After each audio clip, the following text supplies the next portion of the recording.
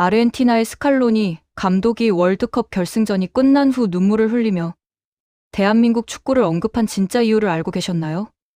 전 세계 축구 역사의 한 페이지를 완전히 뒤흔들어 버린 이 믿기지 않는 사건은 축구를 사랑하는 전 세계 팬들의 가슴을 먹먹하게 만들었으며 동시에 우리 대한민국 국민들에게는 말로 표현할 수 없는 엄청난 자부심을 선사해 주었습니다.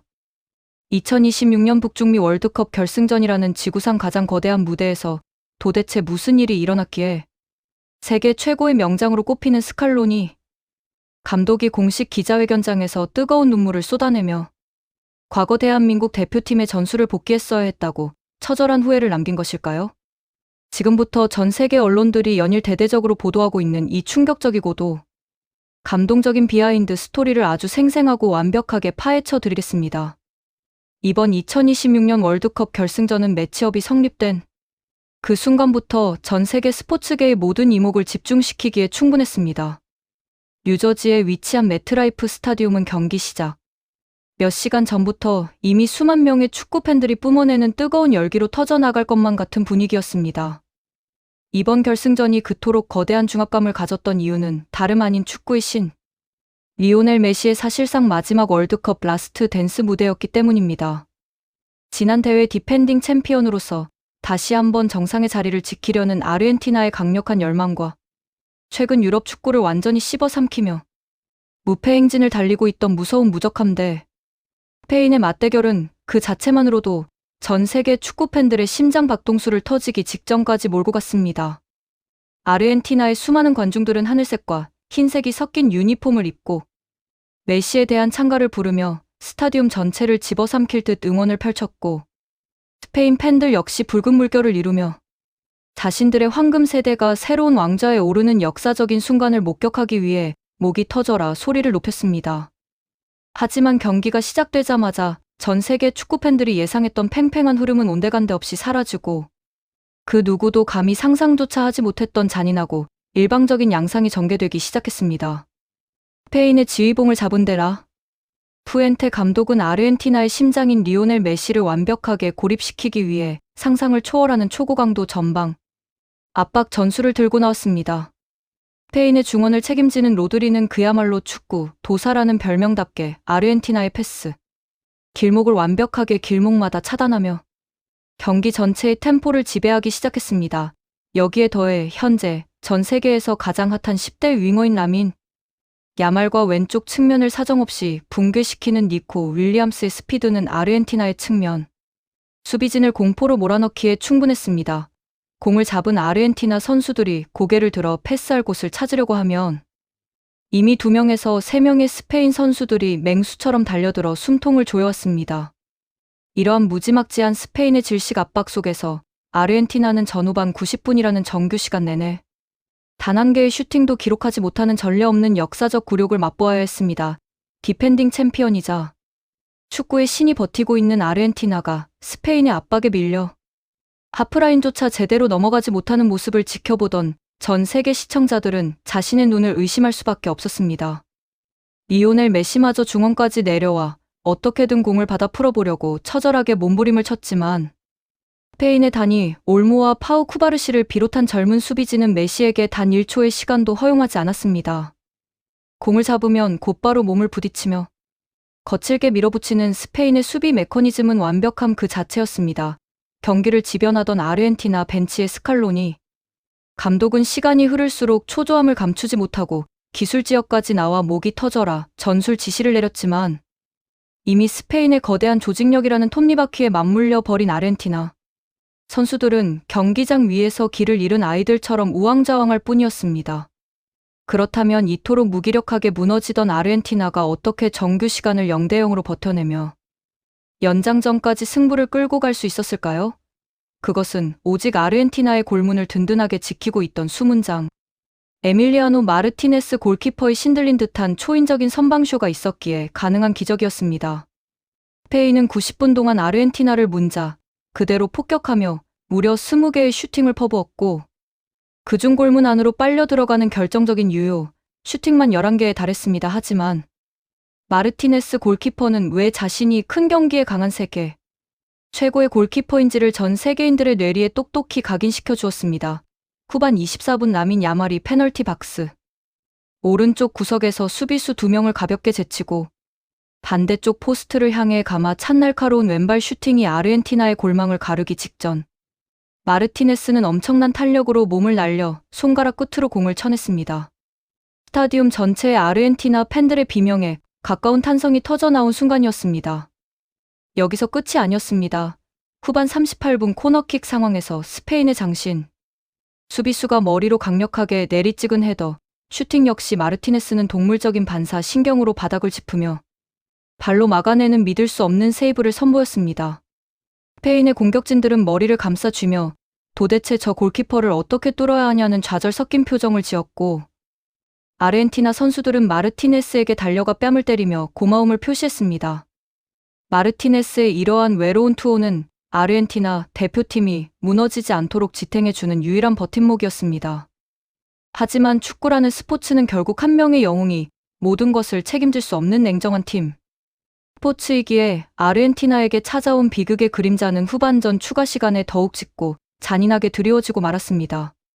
전후반 90분이 모두 흘러가고 추가 시간 3분이 지나가던 무렵 아르헨티나의 미드필더 핵심인 엔소 페르난데스가 스페인의 역습을 막아내는 과정에서 치명적인 실수를 저지르고 말았습니다.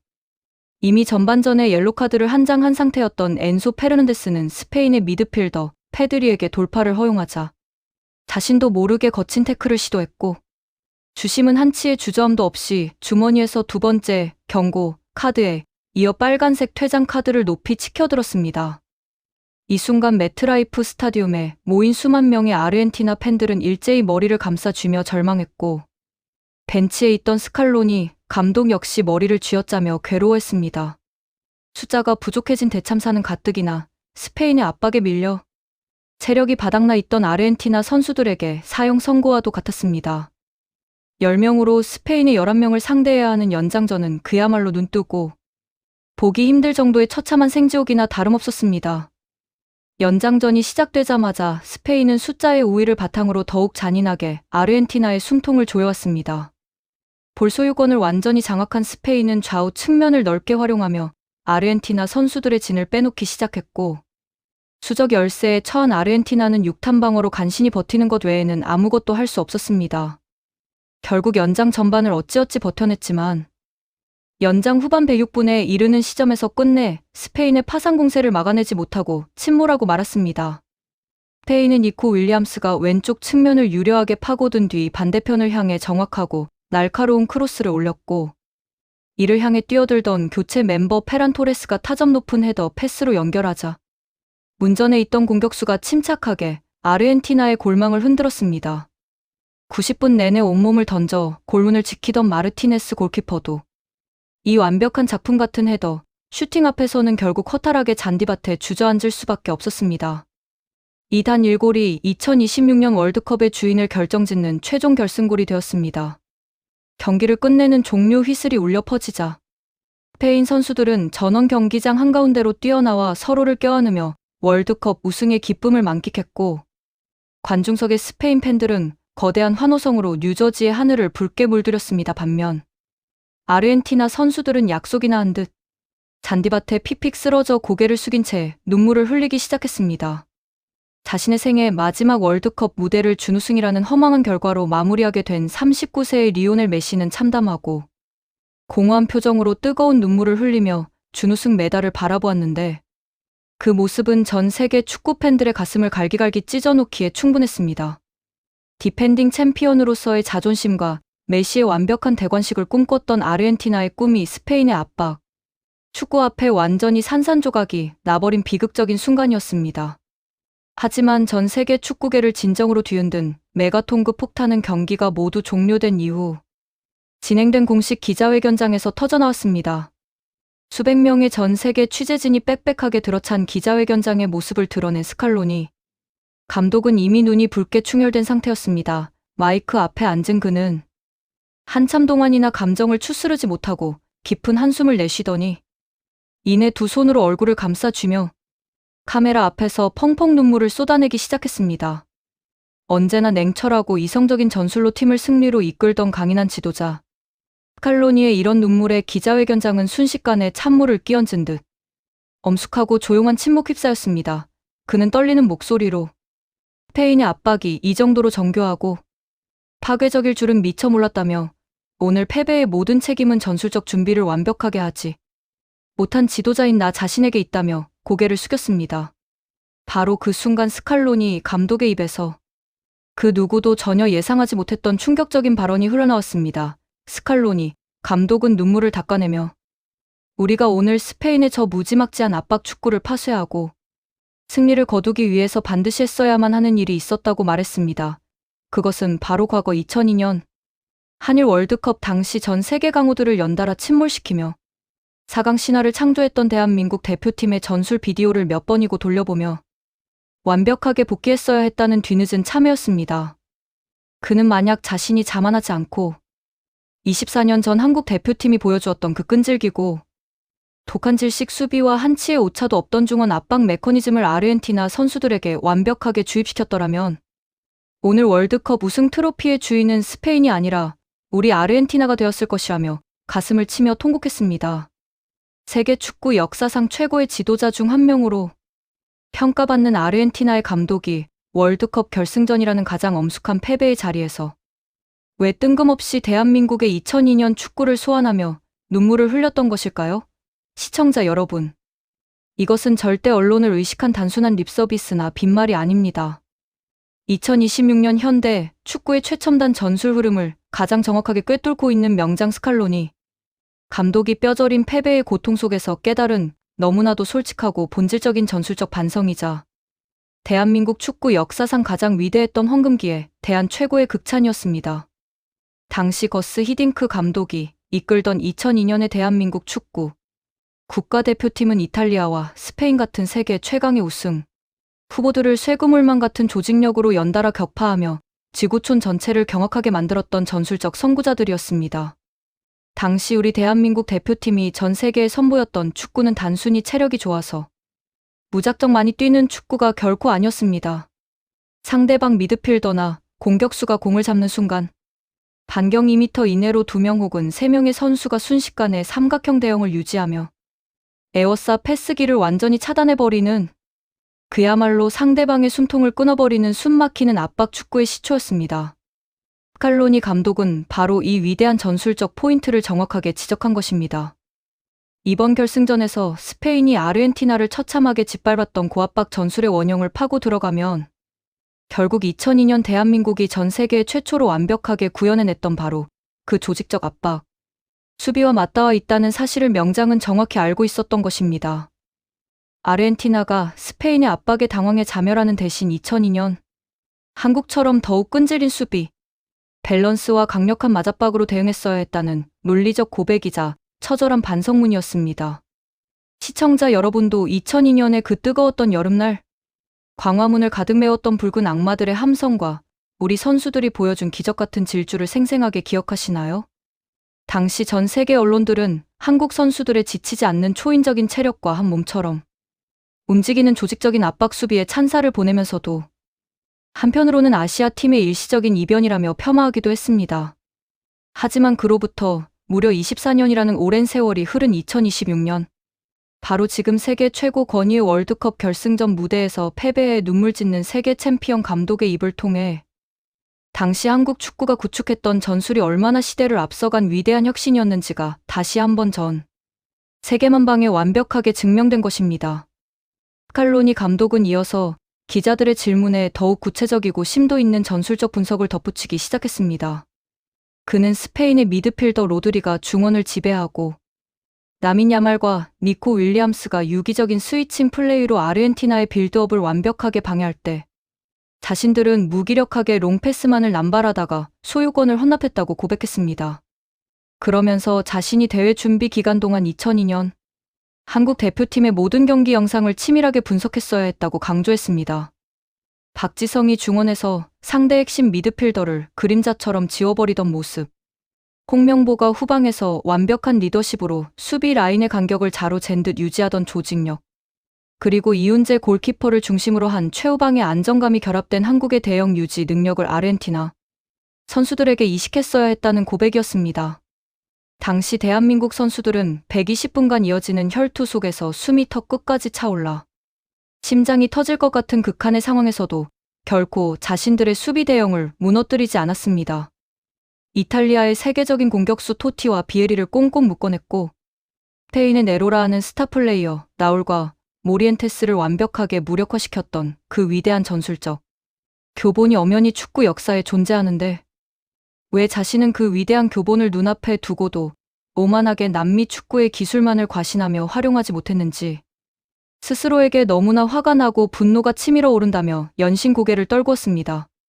기자회견장에 모인 수많은 유럽과 남미의 기자들은 스칼로니 감독이 뿜어내는 자책감의 무게에 압도되었고 그가 언급한 대한민국 축구의 위대한 역사적 전술, 가치에 대해 모두 깊게 고개를 끄덕이며 받아 적기에 바빴습니다. 이러한 스칼로니 감독의 눈물 섞인 뼈저린 참회는 전 세계 축구계의 상상을 초월하는 엄청난 파장과 충격을 안겨주고 있습니다. 결승전이 끝난 직후 영국의 BBC와 스카이 스포츠, 그리고 프랑스의 레키프, 스페인의 마르카 등 전 세계를 움직이는 유력 언론들은 결승전 경기 분석 특집 기사 메인 화면에 스칼로니 감독의 인터뷰를 대대적으로 인용하며 2002년 대한민국 대표팀의 압박 전술을 재조명하는 다큐멘터리와 분석, 칼럼을 쏟아내기 시작했습니다. 그동안 축구의 변방이나 아시아의 우물, 안개구리 정도로 대한민국 축구를 은연중에 과소평가하던 유럽의 축구 전문가들도 과거 한국이 보여주었던 그 전술적 완성도가 얼마나 축구의 미래를 미리 내다본 혁신적인 패러다임이었는지를 이제야 온전하게 이해하고 찬사를 보내고 있습니다.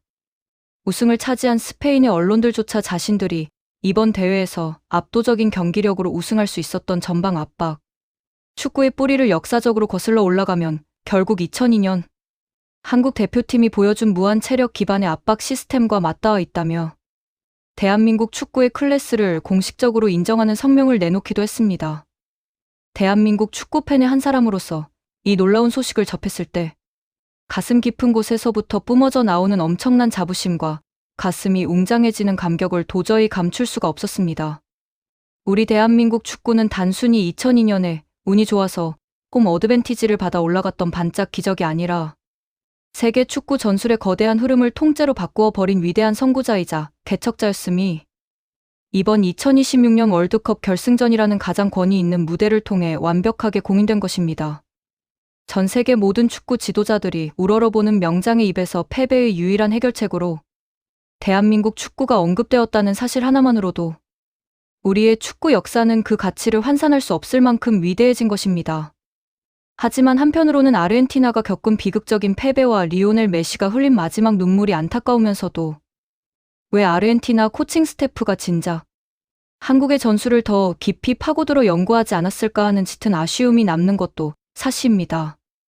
만약 아르헨티나가 2002년 대한민국 대표팀처럼 그 어떤 명성 높은 공격수 앞에서도 주눅들지 않는 독한 투지와 톱니바퀴처럼 맞물려 돌아가는 수비 대형으로 스페인의 윙어들을 초반부터 강하게 압박했더라면 전반전에 그토록 무기력하게 주도권을 내주며 고전하지는 않았을 것입니다. 그랬다면 중원에서 고군분투하던 엔소 페르난데스가 체력적 한계에 부딪혀 불필요한 태클을 하다가 퇴장을 당하는 끔찍한 대참사 또한 미연에 방지할 수 있었을 것입니다. 축구에서 상대의 강력한 압박을 분쇄하는 가장 유일하고 확실한 방법은 그보다 더 유기적인 조직력과 강력한 맞압박으로 상대를 먼저 질식시키는 것인데 아르헨티나는 자신들이 가진 화려한 개인 기량과 이름값만을 과신하다가 스페인이 준비한 톱니바퀴 조직력에 허망하게 짓눌려 버린 것입니다.